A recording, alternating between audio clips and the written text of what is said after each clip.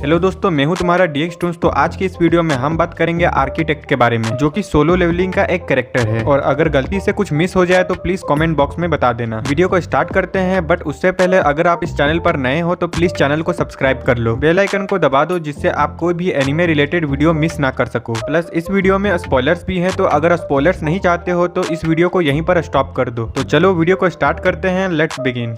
तो solo levelling के starting में जिन्वो कुछ हंटर्स के साथ डंजन में जाता है, जहां पर बड़े बड़े स्टैचूज होते हैं एंड वो उनको मारना शुरू कर देते हैं। आई गेस इतना तो सबको पता है, ये कोई आम मॉन्स्टर्स नहीं थे और ना ही एक नॉर्मल डी रैंक डंजन था। इस पूरे सेटअप का एक ट्रू पर्पस था, जहां पर इन सभी स्टैचूज में से दो स्टैचूज सबसे ज्यादा मेन थे। पहला तो वो सबसे बड़ा वाला स्टैचू जिसके सामने सारे सर झुकाते हैं, एंड दूसरा वो हुडीड स्टैचू जिसके पीछे विंग्स थे और उसने एक स्टोन स्लैब पकड़ा हुआ था, जहाँ पर सभी कमेंडमेंट्स लिखे हुए थे। एंड यही है आर्किटेक्ट। लेकिन इससे पहले हम सीधा आर्किटेक्ट पर जाएं, चीजें इजी करने के लिए हम पहले समझ लेते हैं डबल डंजन है क्या। असल में इसे कार्टेनन टेम्पल कहा जाता है, जो कि देखा जाए तो एक तरह से बेस ऑफ ऑपरेशन की तरह काम करता है आर्किटेक्ट के लिए, जिसने की डिजाइन और मॉडरेट किया था सिस्टम को, जो जिन्वो को एबिलिटी देती है लेवल अप करने के लिए, ताकि वो ओरिजिनल शैडो मोनार्क एशबॉर्न की पावर को इनहेरिट कर सके। तो जब मोनार्क्स ह्यूमन वर्ल्ड पे हमला शुरू करते हैं तो एशबॉर्न अपनी मर्जी से मोनार्क्स का पीछा करता है, and at the same time architect उसके पास आता है एक ऑफर के साथ कि वो उसके लिए एक सुटेबल ह्यूमन वेसल को ढूंढेगा एंड बदले में वो हमेशा के लिए जीना चाहता है। एंड अब तुम पूछोगे कि एशबॉर्न को वेसल क्यों चाहिए थी, तो चलो वो भी मैं बता देता हूँ। तो एशबॉर्न एक बहुत ज्यादा स्ट्रॉन्ग मोनार्क है,